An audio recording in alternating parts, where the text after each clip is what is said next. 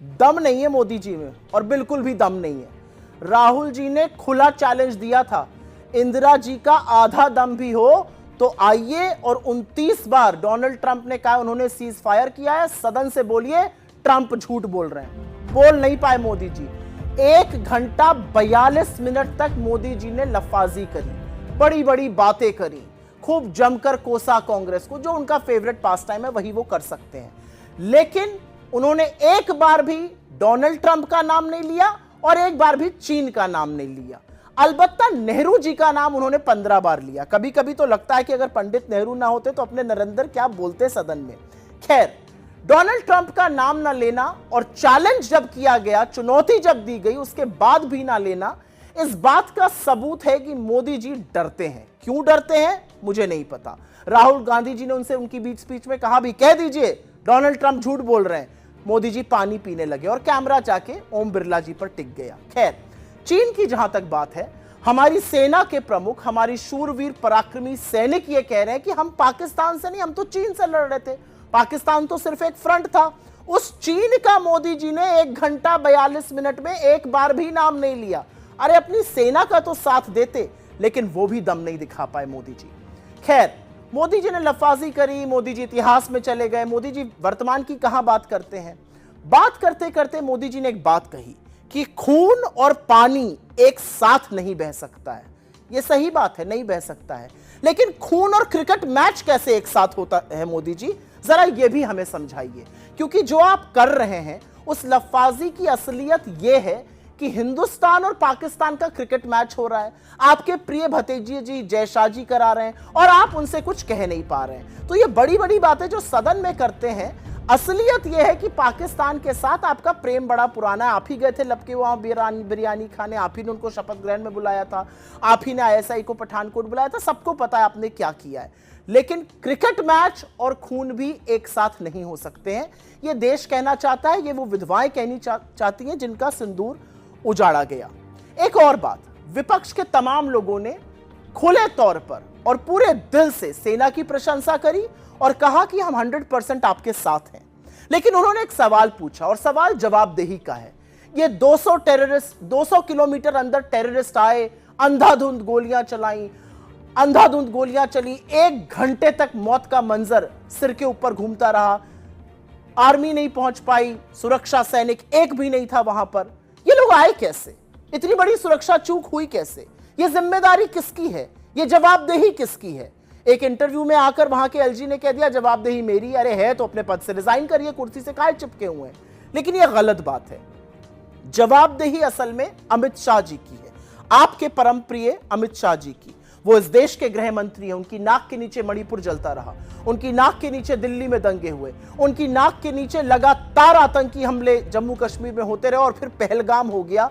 तो जवाबदेही उनकी है, जिम्मेदारी उनकी है, चूक उनके शासनकाल में हुई है और इसीलिए इस्तीफा भी उनको देना चाहिए। लेकिन अजब सरकार है, राजनाथ जी गृह मंत्री थे, उरी हो गया, राजनाथ जी गृह मंत्री थे, पुलवामा हो गया, उसके बारे में कुछ नहीं कहा गया, उनकी कोई जवाबदेही नहीं तय हुई। आज लगे हाथ एक और बात जानना चाहता था ये देश कि जवाबदेही भी आप नहीं बता पा रहे हैं, जिम्मेदारी भी आप नहीं इंगित कर पा रहे हैं। लेकिन ये तो बताइए कि पुलवामा में 300 केजी आरडीएक्स आया कहां से था, किसकी गिरफ्तारी हुई पुलवामा में, उस पर भी एक शब्द नहीं। बड़ी बड़ी बातें कहना, इधर उधर की बातें कहना, कांग्रेस को कोसना, नेहरू जी तक चले जाना, आप ये सब कीजिए, लेकिन जब आप इंदिरा जी का नाम लेते हैं ना तो आप निहायत ही बौने लगते हैं। क्योंकि इंदिरा जी की अदम्य साहस तो यह था कि उन्होंने सेना के पराक्रम और शौर्य को पूरी खुली छूट दी और पाकिस्तान के 2 टुकड़े किए। आपकी तरह बिना बताए, बिना वजह दबाव में आकर सीज फायर नहीं किया। आप लाख कहते रहिए लोगों से कि मैंने किसी नेता से बात नहीं करी, लेकिन अगर आप ट्रंप का नाम नहीं ले पाए तो 29 बार जब डोनाल्ड ट्रंप खड़े होकर यह कहते हैं कि मैंने सीज फायर कराया और ट्रेड डे का हवाला देके कराया, तो क्या वो झूठ बोल रहे हैं? और अगर वो झूठ बोल रहे हैं तो आपको जवाब देना चाहिए था। असलियत यह है कि राहुल जी ने कुछ बड़ी पते की बातें कही आज। उन्होंने कहा कि अगर 1:05 पर रात को ऑपरेशन सिंदूर शुरू हुआ तो 1:35 पर हम पाकिस्तान को कैसे इन्फॉर्म कर सकते हैं? हमने पाकिस्तान के सामने अपने सारे पत्ते खोलकर रख दिए। हमने पाकिस्तान को कह दिया कि भैया हमारे अंदर पॉलिटिकल विल भी नहीं है, हम आपके सिर्फ आतंकी कैंपों को तहस नहस करेंगे, हम आपके मिलिट्री स्टैब्लिशमेंट को नहीं छुएंगे। और उसके बाद आपने जो पायलट भेजे, हमारी सेना के आपने हाथ बांध दिए, क्योंकि उनको आपने कहा कि आपको पाकिस्तान का एयर डिफेंस सिस्टम, उनका मिलिट्री इंफ्रास्ट्रक्चर ध्वस्त नहीं करना है। ये काम अगर आप कर पाते तो आप इंदिरा जी की बात करते, लेकिन आप इंदिरा जी की बात करने लायक नहीं है। जाते जाते एक बात और कही जाएगी, और ये बात कहनी यहां पर जरूरी है। आप बड़ी बातें करते हैं, आप लफाजी करते हैं, एक चरण चुंबक मीडिया आपसे सवाल पूछने की हिम्मत नहीं जुटा पाता है, लेकिन आज ये देश एक सवाल पूछ रहा है। इतना बड़ा आतंकी हमला हुआ, उस हमले की जवाबदेही किसकी है? आप मैच कैसे खेल सकते हैं पाकिस्तान के साथ? और एक और बात ये देश पूछना चाहता है कि ये अपने नाकारे विदेश मंत्री का इस्तीफा आप कब लीजिएगा, उनको कब बर्खास्त करिएगा? आपने कहा 93 देशों ने हिंदुस्तान का समर्थन किया।